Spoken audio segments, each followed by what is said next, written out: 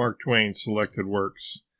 Autobiographical Dictation of March 29, 1906. Irreverent, Apprentice Printer. As I have indicated, Mr. Ament's economies were of a pretty close and rigid kind. By and by, when we apprentices were promoted from the basement to the ground floor and allowed to sit at the family table, along with the one journeyman, Pat McMurray, the economies continued. Mrs. Ament was a bride. She had attained to that distinction very recently, after waiting a good part of a lifetime for it, and she was the right woman in the right place, according to the Amentian idea, for she did not trust a sugar bowl to us, but sweetened our coffee herself. That is, she went through the motions. She didn't really sweeten it. She seemed to put one heaping teaspoonful of brown sugar into each cup, but, according to Wales, that was a deceit. He said she dipped the spoon in the coffee first to make the sugar stick, and then scooped the sugar out of the bowl with the spoon upside down, so that the effect to the eye was a heaped-up spoon, whereas the sugar on it was nothing but a layer. This all seemed perfectly true to me, and yet that thing would be so difficult to perform that I suppose it really didn't happen, but was one of Wales's lies. I have said that Wales was reckless, and he was. It was the recklessness of ever-bubbling and indestructible good spirits flowing from the joy of youth. I think there wasn't anything that vast boy wouldn't have done to procure 5 minutes' entertainment for himself. One never knew where he would break out next. Among his shining characteristics was the most limitless and adorable irreverence. There didn't seem to be anything serious in life for him. There didn't seem to be anything that he revered. Once, the celebrated founder of the at that time new and widespread sect called Campbellites arrived in our village from Kentucky, and it made a prodigious excitement. The farmers and their families drove or tramped into the village for miles around to get a sight of the illustrious Alexander Campbell, and to have a chance to hear him preach. When he preached in a church, many had to be disappointed, for there was no church that would begin to hold all the applicants. So, in order to accommodate all, he preached in the open air in the public square. And that was the first time in my life that I had realized what a mighty population this planet contains when you get them all together. He preached a sermon on one of these occasions which he had written especially for that occasion. All the Campbellites wanted it printed so that they could save it and read it over and over again and get it by heart. So they drummed up $16, which was a large sum then, and for this great sum Mr. Ament contracted to print 500 copies of that sermon and put them in yellow paper covers. It was a 16-page duodecimal pamphlet, and it was a great event in our office. As we regarded it, it was a book, and it promoted us to the dignity of book printers.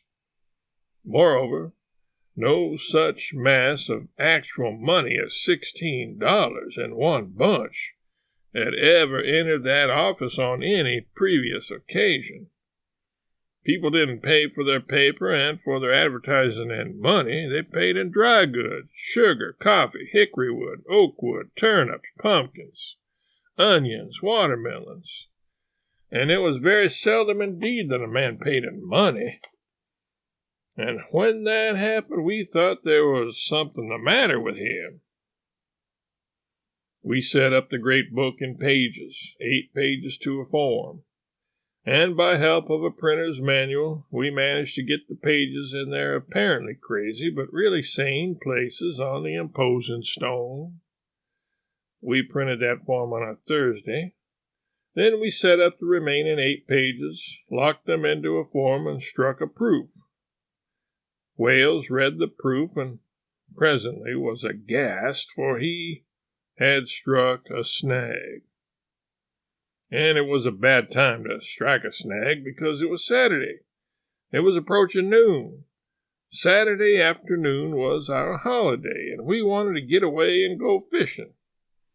At such a time as this, Wales struck that snag and showed us what had happened.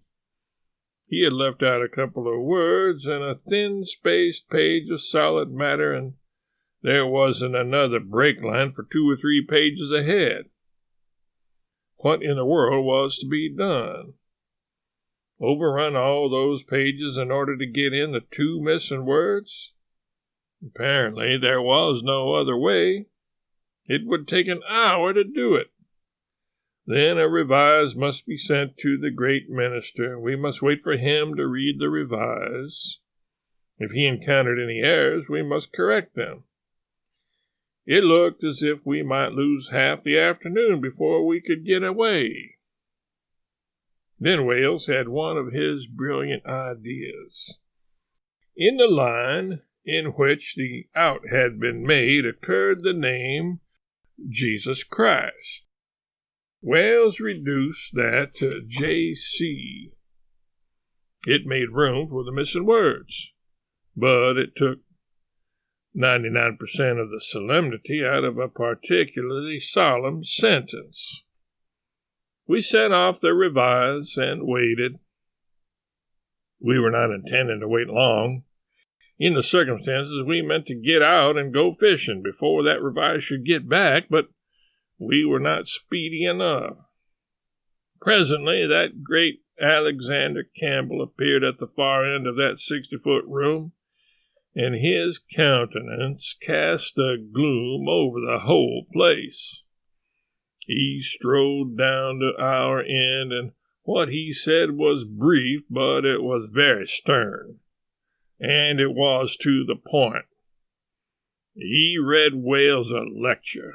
He said, "So long as you live, don't you ever diminish the Savior's name again.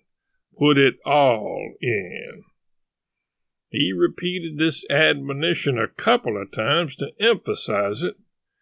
Then he went away. In that day, the common swearers of the region had a way of their own of emphasizing the Savior's name when they were using it profanely, and this fact intruded itself into Wales' incorrigible mind. It offered him an opportunity for a momentary entertainment which seemed to him to be more precious and more valuable than even fishing and swimming could afford. So he imposed upon himself the long and weary and dreary task of overrunning all those 3 pages in order to improve upon his former work and incidentally and thoughtfully improve upon the great preacher's admonition. He enlarged the offending J.C. into Jesus H. Christ. Wales knew that would make prodigious trouble, and it did, but it was not in him to resist it. He had to succumb to the law of his make. I don't remember what his punishment was, but he was not the person to care for that. He had already collected his dividend.